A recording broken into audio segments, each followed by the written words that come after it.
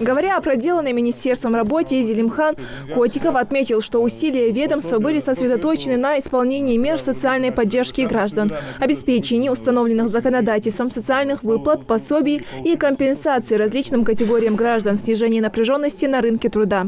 Важнейшей задачей была и остается адресная поддержка со стороны государства социально незащищенных слоев населения, и в первую очередь поддержка семей с детьми.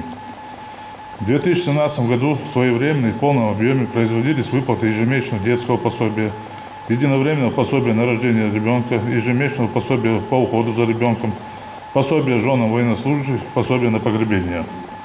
Произведены выплаты единовременного денежного пособия при рождении 8-15 ребенка, также одновременно 2, 3 и более детей.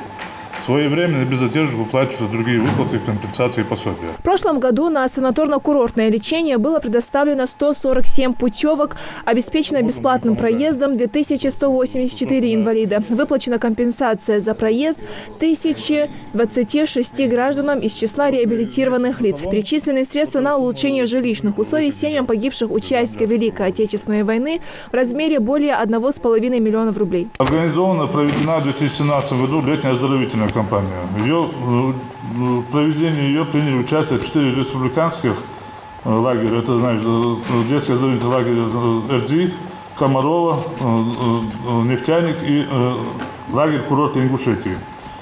В указанных лагерях за лето отдохнуло и оздоровилось 4000 детей и подростков.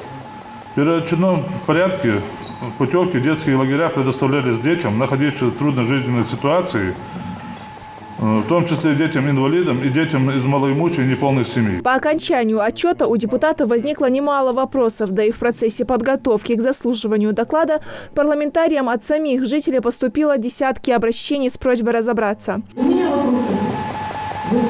Что нужно сделать для того, чтобы в нашем регионе работал федеральный закон о социальной защите инвалидов Российской Федерации?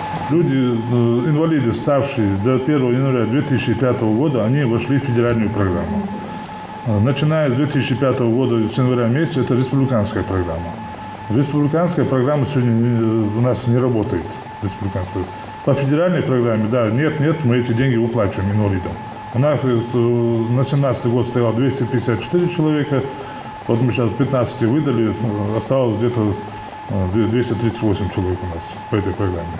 Ежегодно какие-то средства поступают. Детские ежемесячные выплаты, организация детского отдыха и трудоустройство инвалидов. Как отметил руководитель курирующего министерства комитета Яхья Белхароев, есть множество пунктов в докладе, по которым дополнительно будут проведены депутатские проверки. В комитете было подготовлено постановление и соответствующие рекомендации касательно, в частности, это правительству касающееся, части касающейся правительства, это обеспечивать в полной мере финансирование наших льготников, получателей льгот в соответствии с принятыми нормативно-правовыми актами. Если нет финансирования, естественно, люди не будут получать свои льготы. Также необходимо проводить контрольные мероприятия за правильностью использования финансовых средств.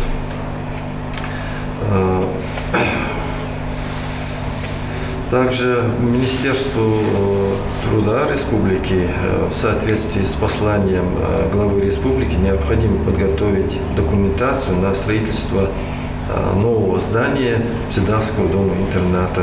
Завершился отчет на том, что министр выразил надежду, что парламент республики окажет содействие в приоритетном решении проблем, связанных с финансированием установленных законодательством социальных выплат различным категориям граждан, проживающим в регионе. Индира Манкиева, Рамзан Миржоев, Новости 24.